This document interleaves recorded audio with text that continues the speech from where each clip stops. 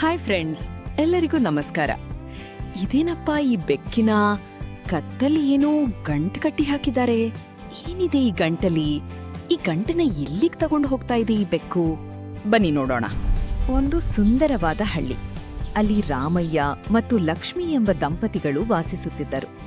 ಅವರ ಪ್ರೀತಿಯ ಸಂಸಾರದಲ್ಲಿ ಮತ್ತೊಬ್ಬ ಸದಸ್ಯನಿದ್ದ. ಅವನೇ ಲಕ್ಷ್ಮಣ. ಲಕ್ಷ್ಮಣ ಬೇರೆ ಯಾರೂ ಅಲ್ಲ, ಅವರ ಮುದ್ದಿನ ಬೆಕ್ಕು. ರಾಮಯ್ಯ ದಿನಾ ಬೆಳಿಗ್ಗೆ ಎದ್ದು ತನ್ನ ಹೊಲಕ್ಕೆ ಹೋಗಿ ಕಷ್ಟಪಟ್ಟು ಕೆಲಸ ಮಾಡುತ್ತಿದ್ದ.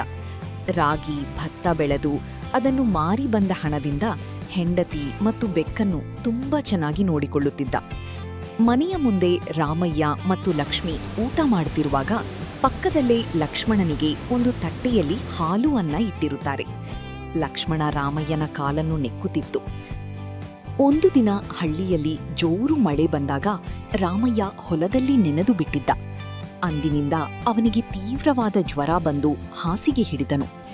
ಲಕ್ಷ್ಮಿ ರಾಮಯ್ಯನ ತಲೆಗೆ ಒದ್ದೆ ಬಟ್ಟೆ ಇಡುತ್ತಾ ಕಣ್ಣೀರು ಹಾಕುತ್ತಿದ್ದಾಳೆ. ಲಕ್ಷ್ಮಣ ರಾಮಯ್ಯನ ಪಕ್ಕದಲ್ಲೇ ಕುಳಿತು ಚಿಂತೆಯಿಂದ ನೋಡುತ್ತಿದ್ದಾನೆ. ಲಕ್ಷ್ಮಿ ಅಳುತ್ತಾ, ಏನ್ ಮಾಡ್ಲಿ ಸ್ವಾಮಿ, ಮನೆಯಲ್ಲಿದ್ದ ಹಣವೆಲ್ಲಾ ಮುಗಿದು ಹೋಯಿತು. ವೈದ್ಯರ ಹತ್ತಿರ ಹೋಗಿ ಔಷಧ ತರಲು 1 ರೂಪಾಯಿಯೂ ಇಲ್ಲ. ಹೊಲದ ಕೆಲಸವೂ ನಿಂತು ಹೋಯಿತು. ತನ್ನ ಯಜಮಾನನ ಪರಿಸ್ಥಿತಿಯನ್ನು ನೋಡಿ ಲಕ್ಷ್ಮಣನಿಗೆ ಸಹಿಸಲು ಸಾಧ್ಯವಾಗಲಿಲ್ಲ. ರಾಮಯ್ಯ ತನಗೆ ನೀಡಿದ ಪ್ರೀತಿಗೆ ಕೃತಜ್ಞತೆ ತೋರಿಸುವ ಸಮಯ ಬಂದಿದೆ ಎಂದು ಲಕ್ಷ್ಮಣನಿಗೆ ಅರ್ಥವಾಯಿತು. ಲಕ್ಷ್ಮಣ ಹಳ್ಳಿಯ ಬೀದಿಗಳಲ್ಲಿ ಓಡುತ್ತಿರುತ್ತಾನೆ. ಅಷ್ಟರಲ್ಲಿ ಹಳ್ಳಿಯ ಸಾಹುಕಾರನ ದೊಡ್ಡ ಮನುಷ್ಯನ ಮನೆಯ ಹತ್ತಿರ ಹೋಗುತ್ತಾನೆ. ಸಾಹುಕಾರನ ಮನೆಯ ಗೋದಾಮಿನಲ್ಲಿ ತುಂಬಾನೇ ಇಲಿಗಳು ಧಾನ್ಯವನ್ನು ತಿನ್ನುತ್ತಿರುತ್ತವೆ. ಸಾಹುಕಾರ ತಲೆ ಮೇಲೆ ಕೈ ಹೊತ್ತು ಕುಳಿತಿರುತ್ತಾನೆ. ಸಾಹುಕಾರ, ಅಯ್ಯೋ, ಈ ಇಲಿಗಳ ಕಾಟ ತಡೆಯೋಕೆ ಆಗ್ತಿಲ್ಲ.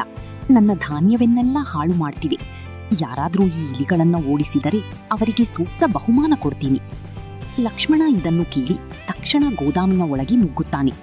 ಚುರುಕಾಗಿ ಒಂದೊಂದೇ ಇಲಿಗಳನ್ನು ಬೇಟೆಯಾಡಿ ಓಡಿಸಲು ಶುರು ಮಾಡುತ್ತಾನೆ.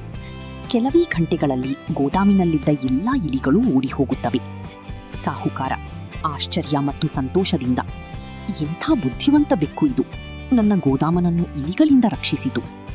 ಸಾಹುಕಾರ ಲಕ್ಷ್ಮಣನಿಗೆ ಒಂದು ಸಣ್ಣ ಚೀಲದಲ್ಲಿ ಕೆಲವು ನಾಣ್ಯಗಳು ಮತ್ತು ವೈದ್ಯರಿಂದ ತಂದ ಕೆಲವು ಒಳ್ಳೆಯ ಔಷಧಿಗಳನ್ನು ಒಂದು ಸಣ್ಣ ಬಟ್ಟೆಯಲ್ಲಿ ಕಟ್ಟಿ ಲಕ್ಷ್ಮಣನ ಕುತ್ತಿಗೆಗೆ ಸಿಕ್ಕಿಸುತ್ತಾನೆ.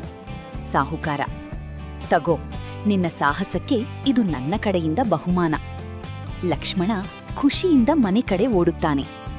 ಲಕ್ಷ್ಮಿ ಮನೆಯಲ್ಲಿ ಹತಾಶಲಾಗಿ ಕುಳಿತಿರುವಾಗ ಲಕ್ಷ್ಮಣ ಓಡಿ ಬಂದು ಅವಳ ಮುಂದೆ ನಿಲ್ಲುತ್ತಾನೆ.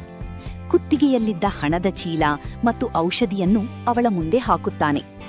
ಲಕ್ಷ್ಮಿ ಆಶ್ಚರ್ಯದಿಂದ ಚೀಲ ಬಿಚ್ಚಿ ನೋಡಿ, ಅಯ್ಯೋ, ಇದೇನಿದು? ಹಣ ಮತ್ತು ಔಷಧಿ? ಕಣ್ಣೀರು ಹಾಕುತ್ತಾ ಲಕ್ಷ್ಮಣನನ್ನು ಅಪ್ಪಿಕೊಳ್ಳುತ್ತಾಳೆ. ಲಕ್ಷ್ಮಿ ಆ ಔಷಧಿಯನ್ನು ರಾಮಯ್ಯನಿಗೆ ಕೊಡುತ್ತಾಳೆ. ನಂತರ ರಾಮಯ್ಯ ಸಂಪೂರ್ಣ ಗುಣಮುಖನಾಗಿ ಎದ್ದು ನಿಲ್ಲುತ್ತಾನೆ. ರಾಮಯ್ಯ ಲಕ್ಷ್ಮಣನನ್ನು ಎತ್ತಿ ಮುದ್ದಾಡುತ್ತಾ, ಲಕ್ಷ್ಮಣ, ನೀನು ಕೇವಲ ಪ್ರಾಣಿಯಲ್ಲಪ್ಪ, ನಮ್ಮ ಜೀವ ಉಳಿಸಿದ ದೇವದೂತ.